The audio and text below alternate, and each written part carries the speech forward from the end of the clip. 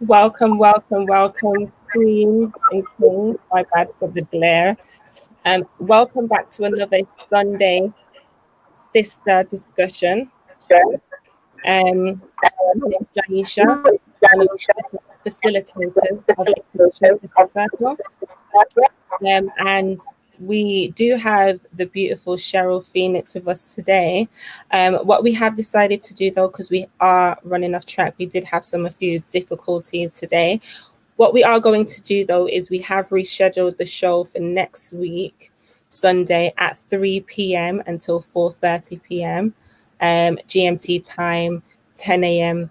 Eastern time, if you're over the waters. So please do come back next week to hear the full conversation with myself, the rest of the ISC Queens, and Cheryl Phoenix. Guys, don't forget to send this video to anyone who this might be of interest to.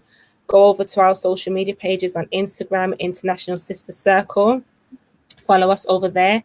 If you want to send us an email to be on the show, join the show, or know more about what we do, send us an email at info@internationalsistercircle.com, or you can also go to our website and subscribe to our newsletter, which is International Sister Circle. We're so happy to have you once again with us.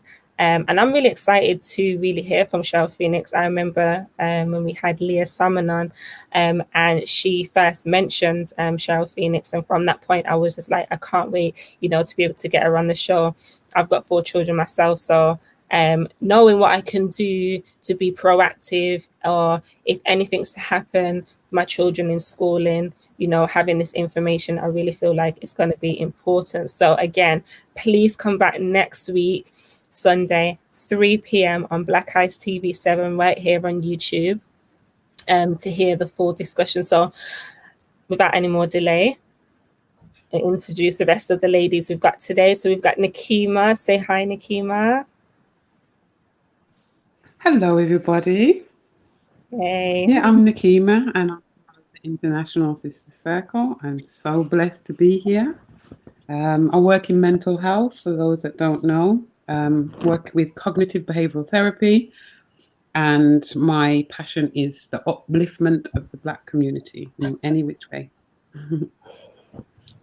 And we've also got the beautiful Aisha. You're on you.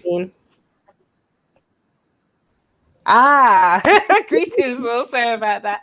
I'm Aisha Peters, CEO of Baywa Productions, a vocal coach and facilitator for meditation sessions, and so much more. I do so much more. Thank you for having me, Yo. Thank you. And we've got the beautiful Cheryl Phoenix. Welcome, Cheryl. Hi, greetings and good afternoon.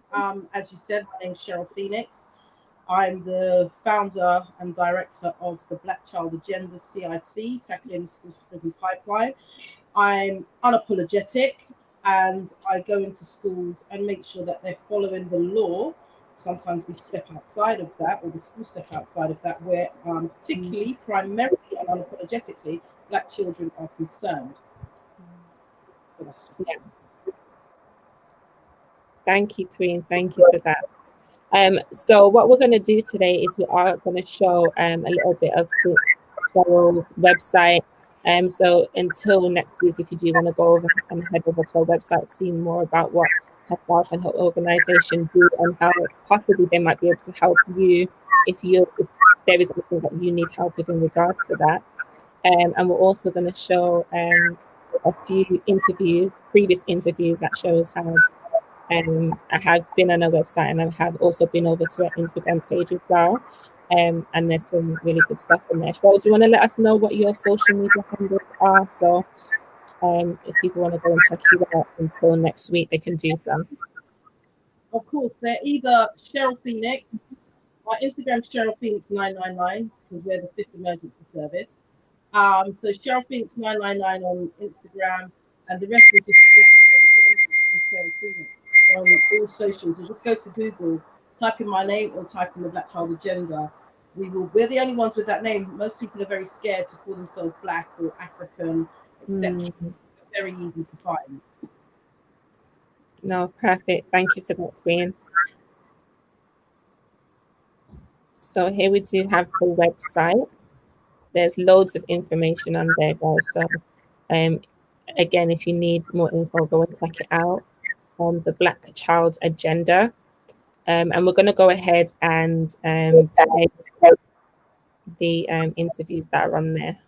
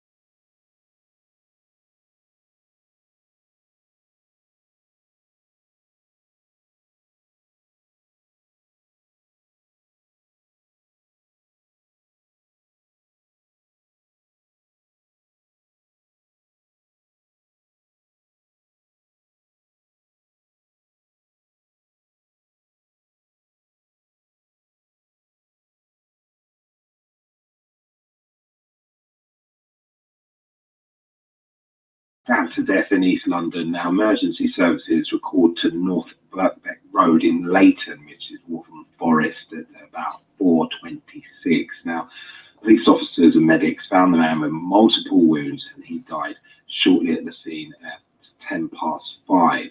Now, the Metropolitan Police have launched a murder investigation and is in the process of informing the victim's next of kin. So they're probably, waking up to that news this morning, and there have been no arrests. The Mayor of London, Sadiq Khan's put on his Twitter account, his heart goes out to the victim's loved ones. So yes, 19th death this year, and it's where we'll march. So what's happening? Yes, thank you very much, Greg Mackenzie. Well, Theresa May has been warned that a broken system of support for troubled and excluded youngsters lies at the heart of a rise in knife crime. Police chiefs and London's mayor held an emergency meeting yesterday about how to tackle knife crime, and they've written to the Prime Minister saying that pupils, both formally and informally excluded, are being, and I quote, sucked into criminality. The letter says cuts to school funds and youth services mean interventions for needy youngsters are simply not happening.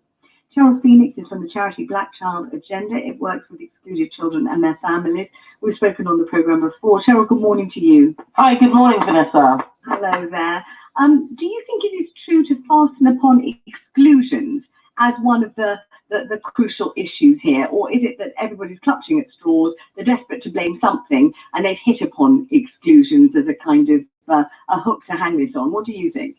I think that exclusions is a huge factor with regards to this. And, this is something I've been screaming about for years. Because what we find is that once a child has been excluded from school, often, even sometimes they've not even been excluded, they're just not allowed to return to school. And often we find that they're at home, parents have to work, and then they find themselves on the streets, and or they end up in these pupil referral units, which are literally like a dumping ground for our children, and they're not getting access to the correct education. They're not given the right support or care if they have learning needs, and they're easily managed to be groomed into gang or street activities, threatening behaviour from older children. So definitely what's to be held is I'm finally glad it's come to someone actually speaking up about it. Is it desperately disrespectful, though, to those people trying their utmost at these pupil referral units to give these kids an education? They care very passionately about the children. They care about their education. They're doing their level best. And to just describe them as dumping grounds, doesn't that cruelly undersell what the teachers who work in those pupil referral units are doing? No, it doesn't. I have no apology for the way how I do describe and speak of pupil referral units, particularly in London. If you enter many of these places, they're set up like prisons. The children are running around, screaming, shouting, smoking marijuana.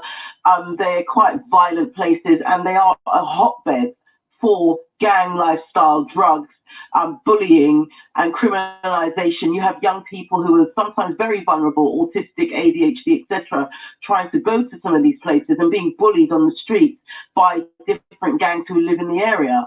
So I have no apology. I think that they should be scrapped or a complete overhaul of how pupil referral units are run. There needs to be a complete overhaul as well on how schools are excluding children. And I will say particularly young black boys, because they are 168 times more likely to be excluded for minor infractions compared to any other nationality or race. They will be the first ones kicked out and end up in these crews. And the violence continues, and parents are at a loss. They don't know what to do. They have to go to work. They don't know what to do with these children. They don't know what to do by way of the law. So they're left with children in these places, often very bright children, and they just see their children change. They tell me all the time, I just see my son or my daughter completely change. But do we not also, Cheryl, before we get completely carried away with it, have to feel for the parents of the other children, the children who are at school trying to do their best, the children who do realise that education is an opportunity, the children who just might get some decent GCSEs and a way out of a very deprived life, if they can only hear what's going on in the class, only they can't because of X, Y, and Z disruptive fellow pupil. Now, regardless of the race or origin of the other pupil, if you're the parent of the child that wants to get on and get ahead and wants to listen to the teacher, you're going to wish that there was somewhere to put that pupil far away from your kid, aren't you? It's very interesting that you say that, Vanessa, because the interesting thing is that I've been doing this since 2011, and the common denominator that people keep talking about is these children who are badly behaved, disrupting the class, etc., etc. Do you know that even with regards to when I look at my own statistics, and I average about 8-9 calls a day from new parents whose child, whether it be a son or daughter, has been excluded, and these parents aren't from sinker states. They're not from one-parent households, as people may assume. I have surgeons, I have solicitors, I have teachers and social workers who all come to me for support and help with their child. Now, what I find as well is that these children aren't running around the classroom causing mayhem and disruption. Often these children are excluded because they're not getting the support in the school because they don't understand their work, are often excluded because their hair is in its natural form and state as a young black boy or girl in an afro. They're being excluded from school. They're being excluded for what they call persistent defiance. And then it turns out... Well, persistent defiance doesn't sound an easy one to manage. Well, sometimes it's when a child can't hear properly, Vanessa. There could be a disability. But then that's about the parents, isn't it? Sorting that out and bringing that to the attention of the school. Well, they have done that, and the school failed to support the child. But when you say expelled for having natural hair, it's more complex than that. You can't just go excluding kids willy-nilly from the school, can you? I wish that was the case. I wish that was the case, Vanessa. I have a boy of 5 years old. I live in London. I'll be going to Birmingham in about 2 hours. I have a boy who's 5 years old in Birmingham who has a standard short haircut who has been excluded from school. So I have to go and appeal that decision with the school. I spend so much of my time dealing with bullying from other students, and when the student responds, with bereavement, with children with special educational needs, whose schools are aware of the child's special educational needs and fail to support the child.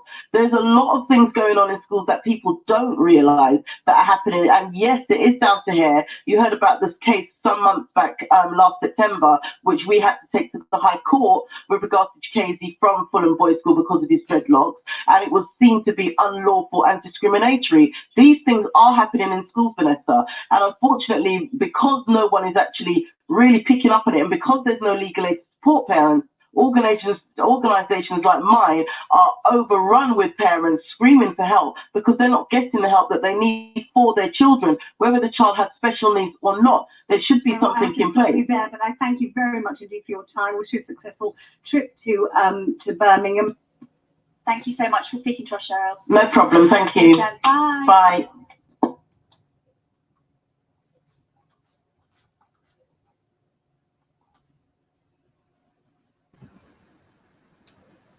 So that was the interview that Cheryl had with Vanessa. Cheryl, how did you find that interview? Is that usually how your interviews go? Well, yes and no. See, that was BBC London. So we have to understand when we're dealing with the mainstream media, they have an agenda set already of how they're going to either ask questions. The assumptions are always that it's black children's fault. They always come from a single state, or their parents are single parents. And the fact is, even if their parents are single parents, that's not an excuse or a reason to treat our children any different way than anybody else. And one thing I found in doing this is that a lot of single parents tend to be slightly more stringent on their children than when you have a two-parent household. They don't have that luxury. Is that fish? Yeah. So when I go to mainstream media, like I've been on LBC, Silence Nick Ferrari with the same agenda. He had a similar agenda. No, just a similar. He had a very similar agenda, and he had to go off, scurrying off the line, as he should do. You know, I've done TV.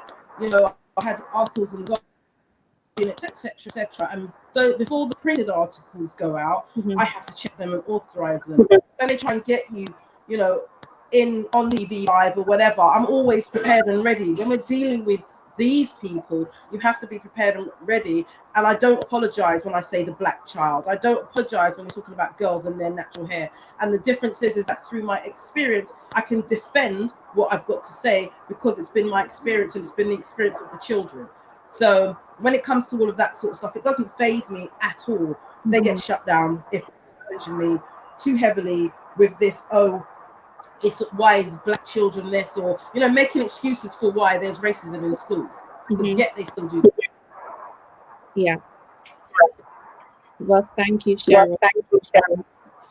Again, people, we do apologize that it's today, but come back, tune in next week, 3 p.m.